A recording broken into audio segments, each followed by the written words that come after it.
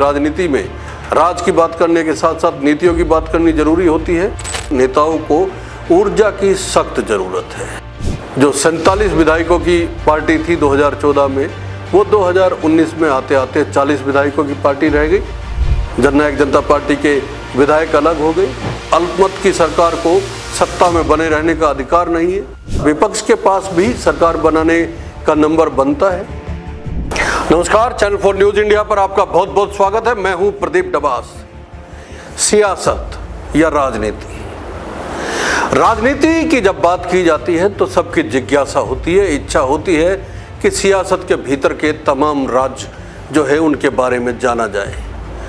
वो खुलासे हो जो सत्ता के गलियारों के भीतर होते हैं, वो जानकारियाँ हासिल हो जो नेता लोग आपस में एक दूसरे के साथ टांग खींचने में और साथ देने में करते हैं। वो सियासत के पीछे की कहानियाँ पता हो जो आपके सरोकारों से सीधा जुड़ी हुई होती है। राजनीति में नीति बहुत काम करती है। बात नीतियों की भी होनी चाहिए और राजनीति की भी होनी चाहिए, और राज और सियासत में हर उस पहलू की बात होनी चाहिए जिससे आपके सरोकार, मैं फिर कहता हूँ, सीधे जुड़े हुए होते हैं। 2014 में भारतीय जनता पार्टी ने अपने दम पर हरियाणा में सरकार बनाई। मनोहर लाल खट्टर उस सरकार के मुखिया चुने गए और करीब 9.5 साल तक प्रदेश में राज करने के बाद अब वो देश के ऊर्जा मंत्री हैं। मनोहर लाल खट्टर दिल्ली चले गए हैं, लेकिन हरियाणा बीजेपी को फिलहाल ऊर्जा की बेहद ज़रूरत है। दोस्तों, मैं ये बात इसलिए कह रहा हूँ कि ऊर्जा मंत्री तो मनोहर लाल बन गए हैं, 10 साल तक पार्टी का नेतृत्व किया, सरकार का नेतृत्व किया, लेकिन जो 2024 के नतीजे आए हैं हरियाणा में, उसके बाद सत्ता के गलियारों में, भारतीय जनता पार्टी में और उनके समर्थकों में ये चर्चाएं आम हो गई है कि पार्टी कार्यकर्ताओं को, नेताओं को ऊर्जा की सख्त जरूरत है।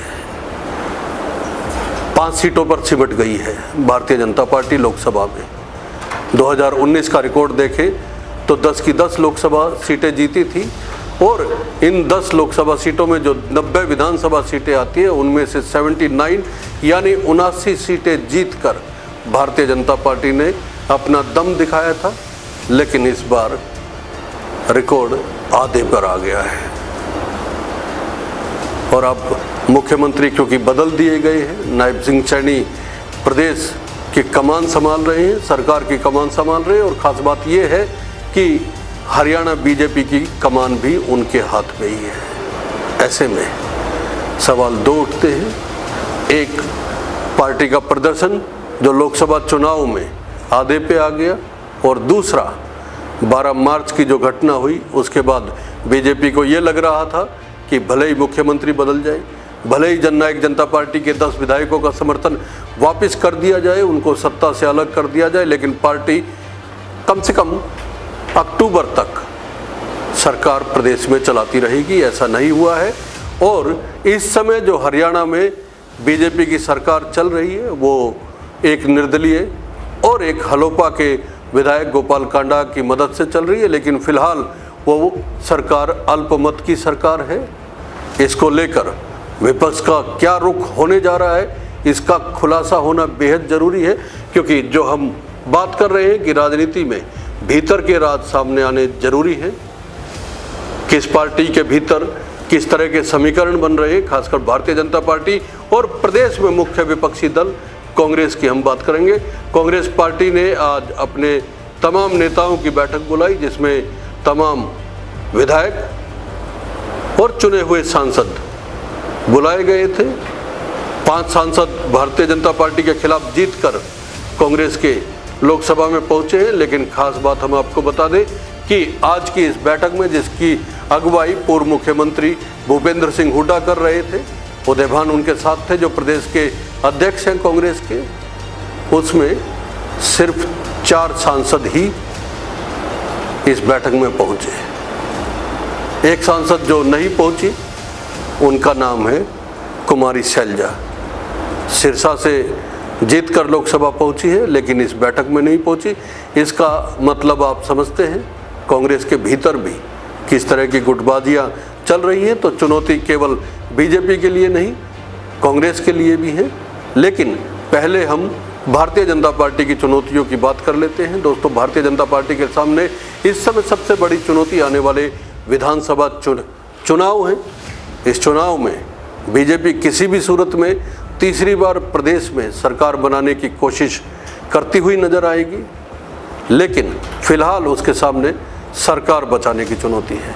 ये हम बार बार इसलिए कह रहे हैं क्योंकि 2019 के जब चुनाव हुए थे तो बीजेपी जो 47 विधायकों की पार्टी थी 2014 में, वो 2019 में आते आते 40 विधायकों की पार्टी रह गई। लेकिन 9.5 साल उसने जननायक जनता पार्टी और तमाम निर्दलीय विधायकों का समर्थन के साथ सरकार चलाई। 12 मार्च के बाद ऐसा हुआ कि 10 जननायक जनता पार्टी के विधायक अलग हो गए, फिर भी बीजेपी बहुमत में थी और 13 मार्च को बीजेपी ने नए मुख्यमंत्री के नेतृत्व में अपना विश्वास प्रस्ताव जो है वो पास कर लिया, फ्लोर टेस्ट पास किया। लेकिन वो फ्लोर टेस्ट पास होने के बाद 3 विधायक बीजेपी का साथ छोड़ गए। वो तीनों विधायक निर्दलीय थे। उसके बाद 2 विधायक, एक वोटिंग वाले दिन उनका देहांत हो गया, राकेश दौलताबाद, वो बादशाहपुर से विधायक थे, और एक विधायक जो रानिया से निर्दलीय विधायक थे और प्रदेश कैबिनेट में मंत्री भी थे, रंजीत सिंह चौटाला, उनको प्रत्याशी बनाया गया था। इस वजह से उन्होंने जो है अपने पद से इस्तीफा दिया था। वो भी अब सरकार के साथ नहीं थे।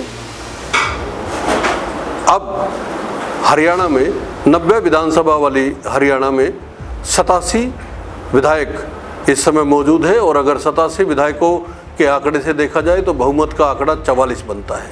लेकिन भारतीय जनता पार्टी के पास 41 विधायक अपने हैं और एक गोपाल कांडा और एक नैनपाल रावत। गोपाल कांडा हलोपा से विधायक है और नैनपाल रावत निर्दलीय विधायक है। इस तरह से उनके पास 43 विधायकों का समर्थन है या 43 विधायकों की संख्या बनती है, जबकि 87 विधायकों की विधानसभा में बहुमत का आंकड़ा 44 बनता है। कांग्रेस ने इसी मुद्दे को आज उठाया है। कांग्रेस का कहना है कि पार्टी या सरकार इस समय अल्पमत में चल रही है और अल्पमत की सरकार को सत्ता में बने रहने का अधिकार नहीं है। वो राज्यपाल से मिलने का समय मांग रहे हैं और समय न मिलने की सूरत में कांग्रेस ने फैसला लिया है कि प्रदेश के हर जिला मुख्यालय पर प्रदर्शन किया जाएगा। कांग्रेस चाहती है कि अल्पमत की सरकार को तुरंत बर्खास्त किया जाए और प्रदेश में पहले इलेक्शन करवा लिया जाए समय से। लेकिन दोस्तों, क्या विपक्ष के पास भी सरकार बनाने का नंबर बनता है? अगर देखा जाए तो एक विधायक और कम हो गए हैं। वरुण मुलाना जो कांग्रेस की टिकट पर लोकसभा चुनाव जीते थे, वो लोकसभा पहुंच गए हैं और वो वरुण मुलाना से विधायक थे, तो निश्चित तौर पर एक विधायक कांग्रेस के कम हुए। तो कांग्रेस के पास इस समय अगर विधायकों की संख्या देखी जाए तो 29 यानी 29 बनती है। जननायक जनता पार्टी के 10 विधायकों को जोड़ लिया जाए तो ये संख्या 39 होती है, और 3 विधायक जो बीजेपी को समर्थन दे रहे थे निर्दलीय, वो अगर कांग्रेस के साथ आते हैं तो ये संख्या 42 होती है। इसके साथ एक विधायक अगर इंडियन नेशनल लोकदल साथ आता है तो ये नंबर बराबर हो जाता है। तो दोस्तों, इस समय अगर विपक्ष एकजुट होता है, इसमें बड़ा अगर विपक्ष एकजुट होता है तो फिर विधानसभा का समीकरण क्या बनेगा, ये देखने वाली बात होगी। निश्चित तौर पे ये आने वाले दिनों में बड़ा मुद्दा बनना जा रहा है। इसके साथ साथ विपक्ष जो है अल्पमत की सरकार के सामने कई चुनौतियां पेश कर सकता है। हम नीतियों की बात कर रहे थे, क्योंकि राजनीति में राज की बात करने के साथ साथ नीतियों की बात करनी जरूरी होती है। तो नीतियों की बात करें तो कई नीतियां ऐसी हैं जिसको लेकर विपक्ष सरकार को घेरने की तैयारी कर सकता है, जिसमें परिवार पहचान पत्र एक बड़ा इशू है, मुद्दा है। इसके अलावा प्रॉपर्टी आईडी भी बड़ा मुद्दा है। कांग्रेस लगातार बोल रही है कि ये पोर्टल की सरकार है और अगर वो सत्ता में आए तो ये पोर्टल सारे के सारे बंद कर दिए जाएंगे, जिससे प्रदेश की जनता इस समय परेशान हो रही है।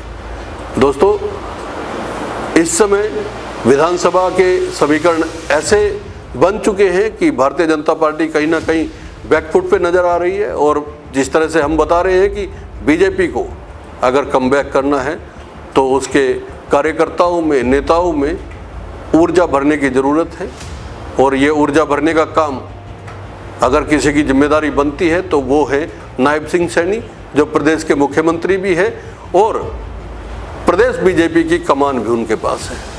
वो कैसे इसको अंजाम देंगे, ये देखने वाली बात होगी। लेकिन आप भी विचार कीजिए कि हरियाणा विधानसभा की स्थिति, नंबर गेम इस समय कैसा चल रहा है, और इस शो पर आप अपनी टिप्पणी जरूर कीजिएगा।